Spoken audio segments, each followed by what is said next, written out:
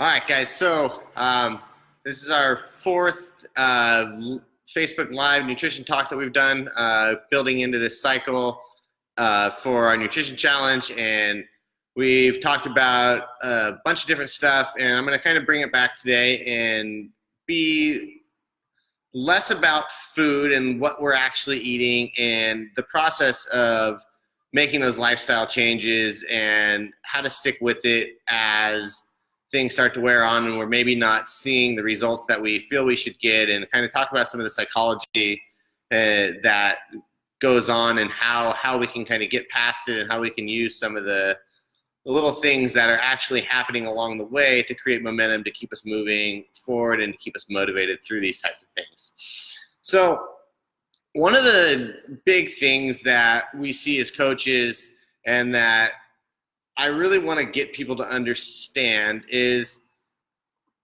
the whole overnight fix piece. And we live in this world right now where people are so fascinated with the fact that they can push a button on their computer and have a package delivered the next day. Everything is right at the push of a button. We can pretty much get whatever we want instantly. And the couple things that don't change instantly are the things that really matter, which is our health and our fitness. And we have to put the work in to get where we want to go with those. So as we embark on trying to make these lifestyle changes and we are participating in challenges in the gym or just starting a diet on our own, and we feel like we're doing all the right things and we feel like we kind of get to that sticking point, we need to ask ourselves, like, well, how much work have I really put in? Am I really doing everything that I say I'm doing? So real simple is, if I put 100% effort in, I'm going to get 100% of the results out of it. And you are the only one that knows if you're really putting 100% in. We have to be honest with ourselves. Like, are you doing everything that you need to do? Are you keeping a food log? Are you cheating on any meals here and there? And if we are, we need to be honest. And that way, when you start to look at the results that have come out of whatever you've put in, it's realistic and it's honest, and you can actually give yourself a true marking point. So honesty is going to play a huge role, and we can post whatever we want on social media. We can make it look like we're doing everything right, but at the end of the day, like, we have to really have that gut check and ask ourselves, like, have I put the effort in? Have I done everything that I know that I need to? So now that we kind of have that out in the open, and we understand that there's no real true overnight fix, we can kind of start looking at the big pieces. And one of the things that we need to start with is that these challenges and these reasons for putting you guys through this stuff and kind of organizing it through the gym to get you guys to eat better and to track your food and to put that together with performance progress is much less about the results of what the number says on the scale and what your clothes sizes are. Yeah, like, the aesthetics are amazing and everybody wants to look a certain way, and I appreciate that 100%. But at the end of the day, like, our health is what's really important. So I'll ask you guys this question. If we are eating perfectly, and we know that by eating perfectly, we are optimizing our body's health, we're staving off cancer, we're not feeding that cancer all the sugar and stuff that it survives on, we're taking care of our heart, we're taking care of all of the little things that people end up on medications for. If our body doesn't change, our performance doesn't change, like, isn't it still worth it? That's really the bottom line. Now, the beautiful thing about it is, if you're really truly doing all of those things and you have 10, 15, 20 pounds to lose, you're probably going to lose that weight. It might take a little bit longer than you want it to, but it will come off. Same thing. You want to increase your performance. You want to learn to run faster. You want your CrossFit times to go down and your scores to go up. You want your lifting numbers to go up. Well, same thing. If you guys are eating the way that you're supposed to, if you're staying consistent on it and you're not cheating, those numbers are going to change. They're going to go in the direction that you want. And that's the beautiful thing about nutrition, is it will directly impact everything that we do. So if you guys are at this point, I think we're 6 weeks into our challenge at CrossFit 760, starting our 7th week. If you guys are at a point where you're like, I haven't lost any weight, the scale stays the same, I don't feel any better in the gym, like really dig a little bit deeper and ask yourself, like, how is my health right now? Like, what are my health markers actually doing? Like, maybe my blood pressure is a little bit better. That's something we can't see, something we don't test every day. Maybe all of a sudden you go to the doctor and your bone density has improved.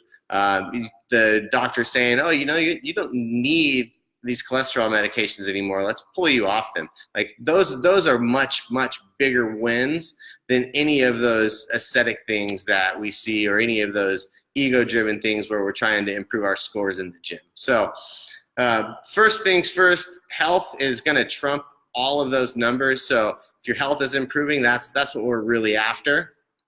The other thing that we can look at is, as we start to build into these challenges, we want to use kind of that snowball effect. We want to let one little thing kind of snowball into the bigger picture. So yes, we have to start. That was the first thing that we talked about, was just starting somewhere. And the first thing that I asked you guys to do was start keeping a food log. Start writing down and logging everything that you're working on. Now, we get that. Like, what if you had never done that before in your life, and at the end of that first week, you were so proud and you celebrated the fact that, look, I wrote everything down. I'm going to do that again, but this week I'm also going to write down how I feel along with what I'm eating. Now all of a sudden, we've kind of built one into the next, and we can use those little wins along the way to make ourselves be a little bit more motivated for the week prior. And maybe when the scale isn't necessarily saying what we want, we can find some other things that we've done well and that we're proud of ourselves about. Oh, look, I ran a 400-meter run today and I didn't have to walk at all. I did 5 400s and didn't have to walk at all. I was able to do 3 push-ups on my toes without having to stop in between.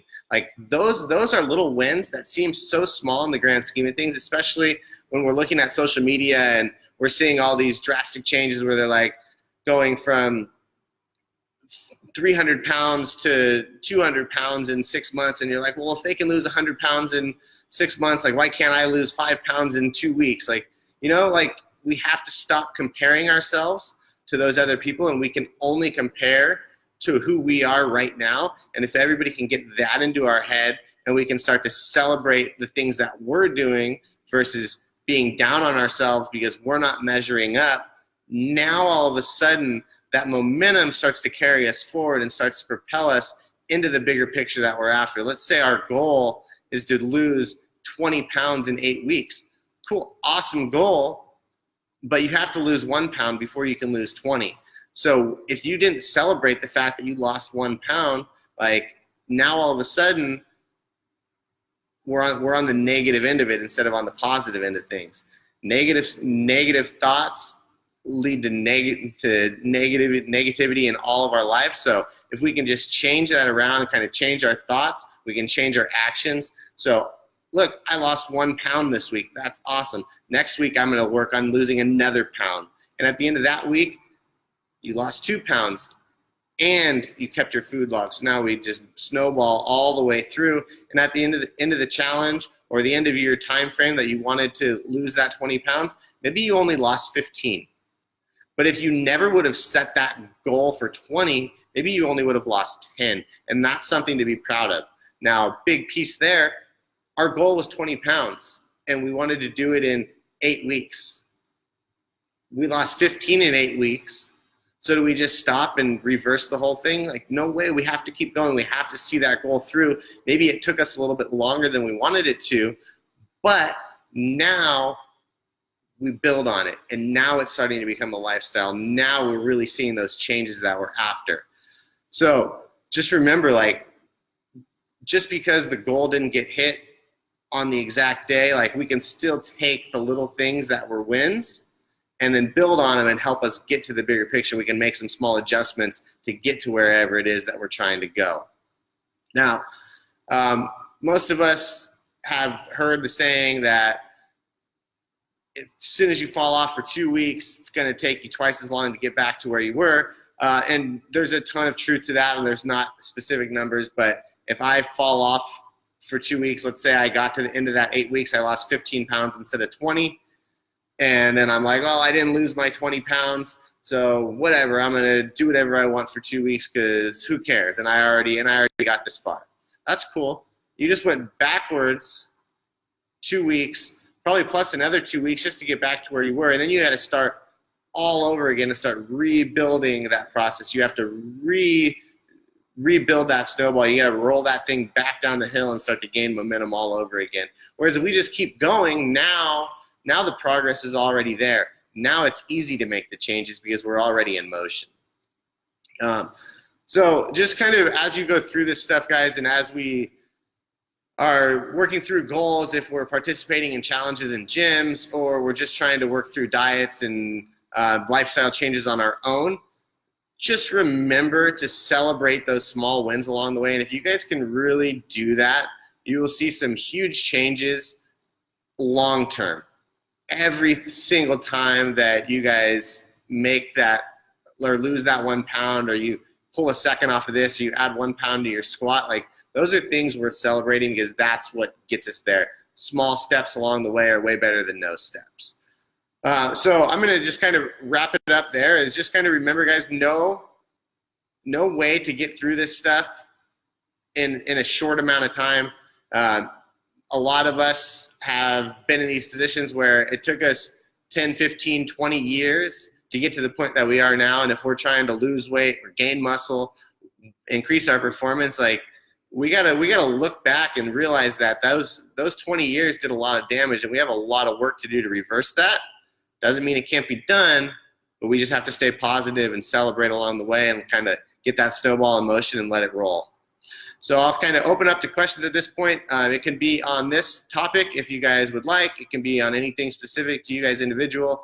It can be anything off the wall as well. Start throwing questions out and see what I can get for you guys.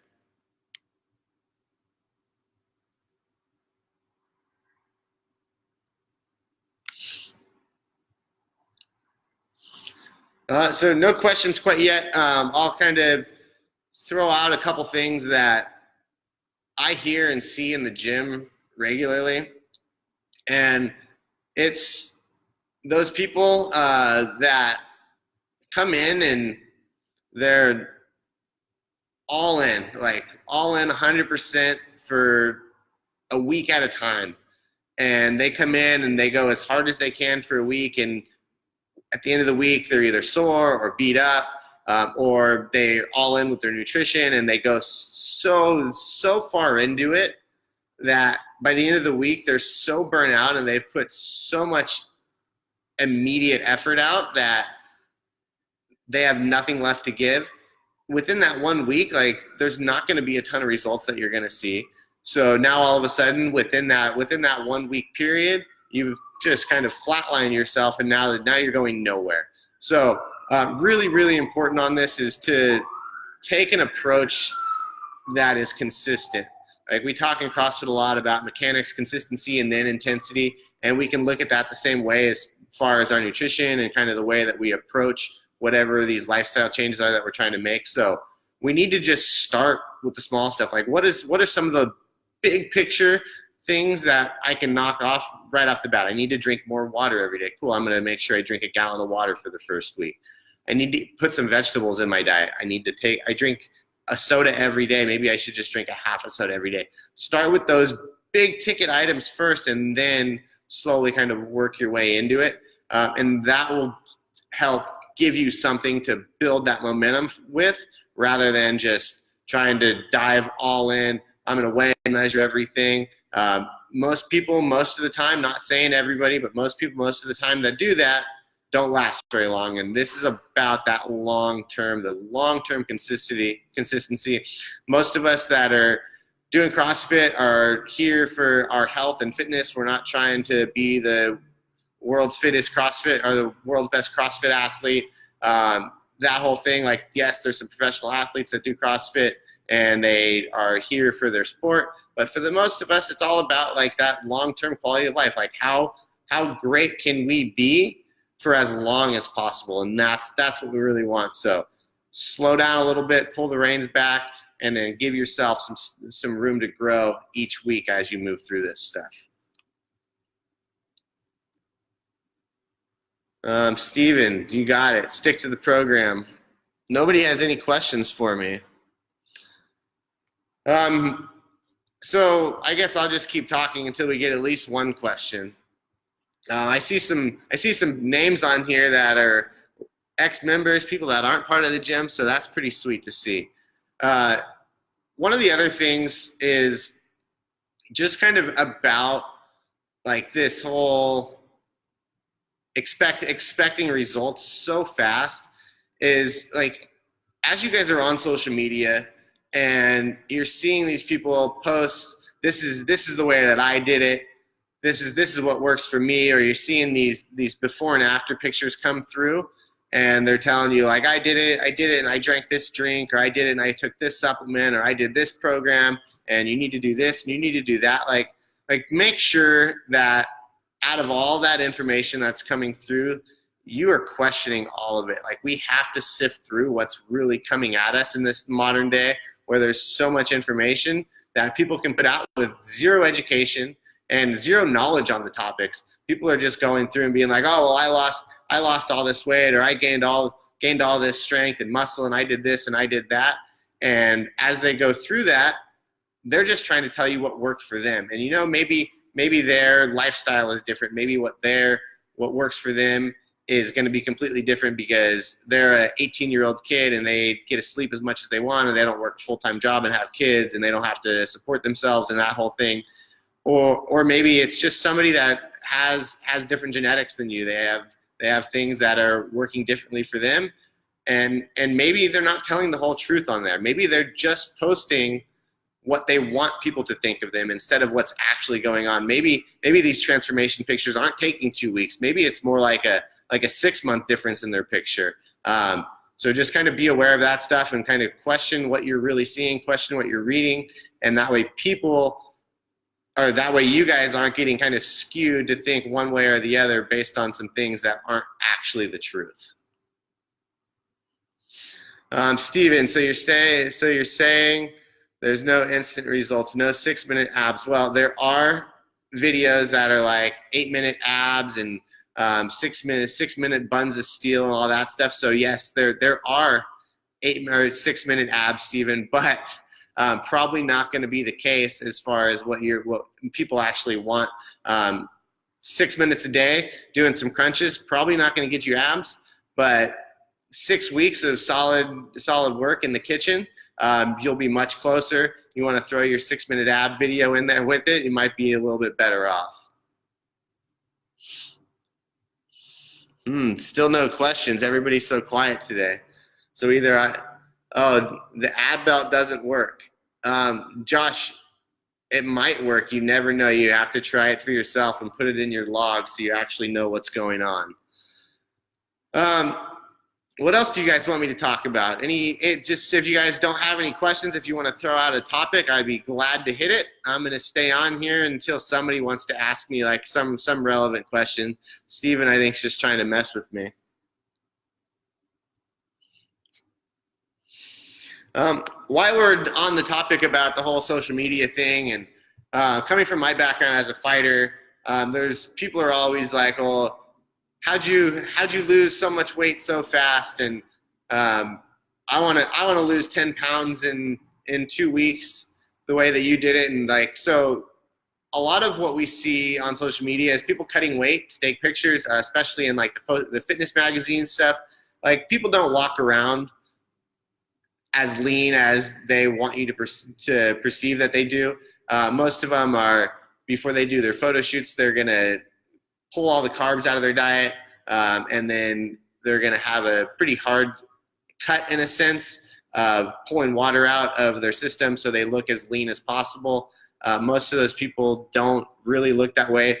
Cutting weight is essentially like just a drastic measure for weight class athletes to either make weight, or for bodybuilders and physique models and fitness models to look a certain way on a certain date. And typically what's going to happen as soon as they go back to somewhat of a normal lifestyle and they reverse that cut, they're going to put some water back into their system. They're going to look much different. So don't be skewed by what people are posting on the internet. I guess that's my big message for the night. KP, good to hear from you. How to keep up when you no longer have community support? KP, we miss you. You're always welcome back in California.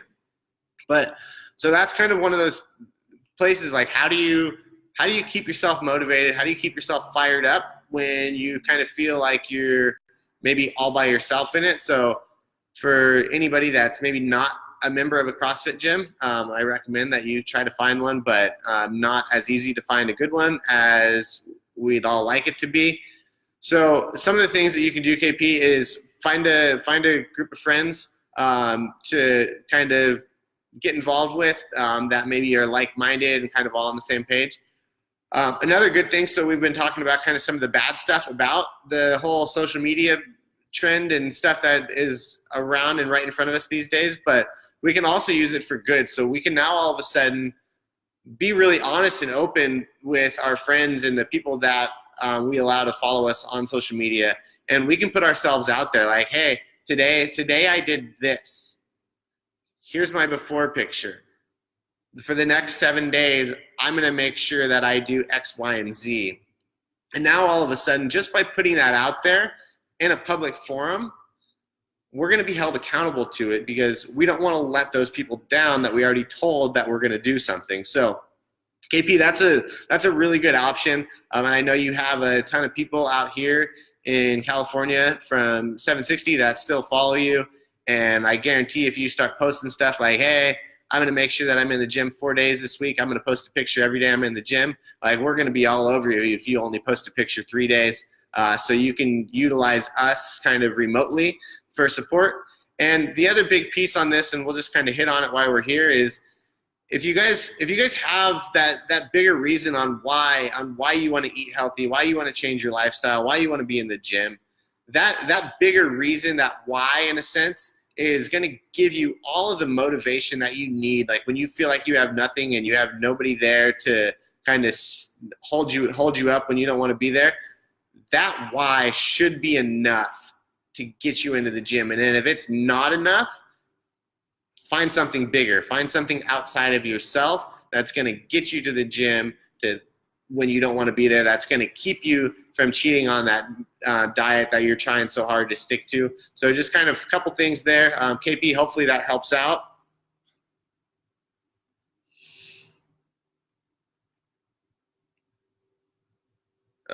Difference in visible abs and a strong core from Brandy. So very, very much so. It's very possible to have a strong core and not be able to see the abs. Everybody has abs. Everybody has obliques, whether you can see them or not. They are there. They're typically hidden underneath a layer of fat, and that's just the cold, hard truth. Guys, once you're down about 10 to 12% body fat, you'll start to see abs. If you have very defined abs, you're typically going to be under 10% body fat. Ladies, about 18%, you'll start to see abs, down to about like 15 to 16%, and it's going to be very, very defined. So it depends on what you're after. If you're looking for aesthetics, like we have to lower our body fat. We can have a really strong core. We can look at like some of the power lifters and strongman competitors, some of the high-level Olympic weightlifters that are competing at the higher weight classes. They're not going to have visible abs in a sense, but it doesn't mean that their core is not strong. They're carrying heavy loads overhead, and they're doing the ab work, and it's there. It's built up from all the lifting, like everything that we do, especially in kind of like the functional movement sense. Our abs are working there. So if you want your abs to be strong, keep doing CrossFit. If you want your abs to be strong and you want to be able to see them, we have to do CrossFit. and make sure that our nutrition's on point. Steven, so being in such a calorie deficit, 900 to 1,000 calories, and I work out 1 to 2 hours a day, why can't I lose weight? So people that are trying to restrict calories to the point where their body's going into starvation mode, we're going to get some alternative effects there. Like people are like, oh, well, I'm going to lose weight because I'm just not eating. Yeah, you'll lose weight to a certain extent, and then your body's going to kind of reverse that process. It's going to go into this kind of survival mode. As much as we like to believe that we're fairly evolved, our body still is kind of going to make sure that it takes care of ourselves first. So we have to eat. And again, kind of goes back to what I was talking about earlier. The more that we can just kind of give ourselves these little bite-sized pieces rather than trying to pull 1,000 calories out of our diet right off the bat, we're going to be much more successful there. Stephen, hopefully that answered what you were trying to get at. Josh Patterson, when eating healthy and working out, how do you keep from losing weight if you're wanting to maintain or actually put on weight muscle? So you can do it very, very easily, Josh. So basically, like, how am I supposed to put on muscle when I'm eating healthy or eating clean? We just have to make different choices. We have to give ourselves different food options than maybe those people that are trying to lose weight. Somebody that's trying to lose weight, we're going to be meat and vegetables and high fat. Somebody that's trying to gain weight, now all of a sudden we need to have that insulin spike in order to promote growth. So maybe sweet potatoes are going to be a better option. We still want to get some vegetables to make sure that we're getting all of our micronutrients in, but we need to be smart about it. And if our goal is actually to put that muscle mass on, to put more size on, now we have to eat for that. So big misconception here is that people are like, oh, I need to gain weight, so I need to eat more protein. Your body's only going to process so much protein at a time. So we want to have our protein number dialed in. We want to maybe keep our fats a little bit lower in order to get more carbohydrates in, and this kind of depends on where your goals are. Josh, get with Steven on that out in Oklahoma, and he will get you dialed in. If you guys have more questions specifically, we can really make that work. But it is very possible. I, at one point, put on like 13 pounds of muscle, eating very clean, and had great results with it. Jordan Young, do ice baths work for fat loss, other health benefits? Jordan, yeah, there's a lot of research out there that will pretty much tell you whatever you want. If you get in a cold bath, you'll lose weight. If you get in a hot bath, you'll lose weight. Like maybe your body's gonna rev up its system a little bit, so you're gonna burn some more calories if you take an ice bath every day. But at the end of the day, like, it's much more important to be trying to control your weight with the food that you're eating than trying to find those little small things. Like, if everything else is perfect and dialed in, that's when we start to get to those little tiny things that might make a small difference. The ice bath is going to do much more for recovery in the sense of cooling down your central nervous system, flushing out inflammation, that type of stuff. So all my questions are on Facebook. Nobody on Instagram has any questions. Anything else, guys? Give you guys like another minute. I'll just sit here and stare at you guys, and you can stare at me. If you guys have questions, throw them out there. Again, they don't have to be nutrition related. If they're just kind of specific to something that you're working for, a question that you're trying to figure out, like, let me know and I'll gladly answer it. Nothing. All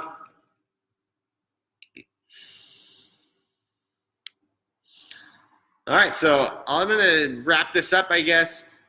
So big kind of piece today that we started with was just making sure that you guys kind of understand how to take all your little small victories along the way and kind of put them into the bigger picture. Like, we can have these big, huge goals at the end, but if we try to take on these big, giant bites right off the bat, probably going to set ourselves up for failure. So just give yourself some momentum, and every time that we get that ball rolling, just keep it rolling.